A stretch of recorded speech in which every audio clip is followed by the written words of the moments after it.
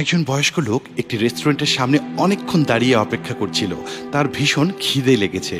রেস্টুরেন্টের কর্মচারী সাইফ সেটা দেখতে পায়। বয়স্ক লোকটিকে ভেতরে এসে রেস্টুরেন্টে বসার জন্য বলে সাইফ। তিনি ভেতরে এসে বসেন, কিন্তু অনেকক্ষণ ধরে বসে থাকলেও কিছু অর্ডার করেন না। সেটা সাইফ লক্ষ্য করে। তাই ওনার কাছে গিয়ে সাইফ বলে, আপনি কিছু অর্ডার করছেন না কেন?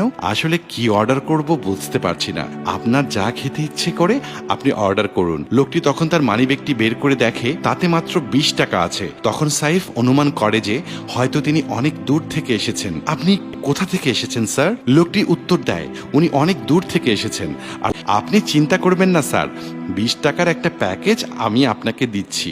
ভদ্রলোক এই ভেবে অবাক হলেন যে 20 টাকাতেও কি আজকাল কোনো খাবারের প্যাকেজ থাকে। কিছুক্ষণ পরেই এই ভদ্রলোকের অর্ডার করা খাবারটাও তিনি দিয়ে যান। খাবারের আইটেম হিসেবে ছিল ভাত, ডাল, ডিম, সবজি, ভর্তা।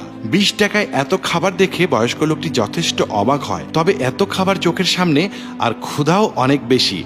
এমন অবস্থায় উনি আর কিছু ভাবতে চান না, ঝটফট খাওয়া শুরু করলেন। তৃপ্ত হয়ে খাবার খেলেন। তারপর সাইফ ভদ্রলোকটির কাছে এসে বলে, আপনার 20 টাকা বিল হয়েছে।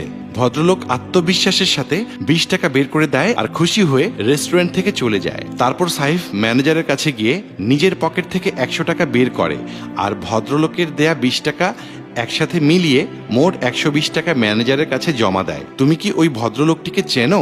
না তো স্যার। তবে তুমি যে তার বিলটা দিয়ে দিলে? ওহ, সে কিছু না স্যার। এই বলে সাহেব চলে যাচ্ছিল। তখন ম্যানেজার সাহেব সাইফকে বলে, শোনো সাইফ, অজানা মানুষের খাবারের বিল দেয়া কোনো ভালো ব্যাপার নয়। এত উদার হয়েও না। আমার অভিজ্ঞতা আছে, তাই বলছি। ওসব মহানুভবতা দেখাতে যেও না, ক্ষতিটা তোমারই হবে। সাইফ একটু সময় মুখটা কালো করে দাঁড়িয়ে রইল, কিন্তু তারপর মুহূর্তেই সাইফ একটা হাসি দিয়ে বলে, স্যার, উনি অবশ্যই আমার চেনা জানা কেউ নয়, আবার আত্মীয় স্বজনও নয়, কিন্তু ক্ষুধার্ত অবশ্যই ছিলেন। এতদিন খাবারের দোকানে কাজ করছি, মানুষের মুখে ক্ষুধা দেখলেই বলে দিতে পারি। হ্যাঁ, আপনি ঠিকই বলেছেন, অভিজ্ঞতার দাম অবশ্যই আছে, কিন্তু বিবেক? আমার পকেট থেকে 100 টাকা দিলে আরেকজন ক্ষুধার্ত মানুষ যদি পেট পুড়ে খেতে পারেন, তাহলে আমি মনে করি আমার এই 100 টাকার সঠিক ব্যবহার হয়েছে।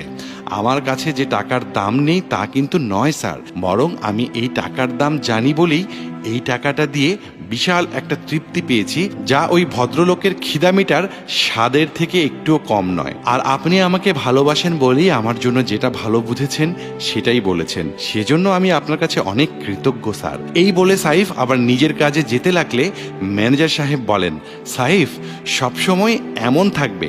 আজকালকার মানুষ এমন হয় না। আসলে আমরা মানুষ, আর আমাদের মানবিকতাই বড় বিষয়। সেটা ভুলে গেছি আমরা। আল্লাহ তোমার উপর সন্তুষ্ট থাকুক, এই দোয়া রইল।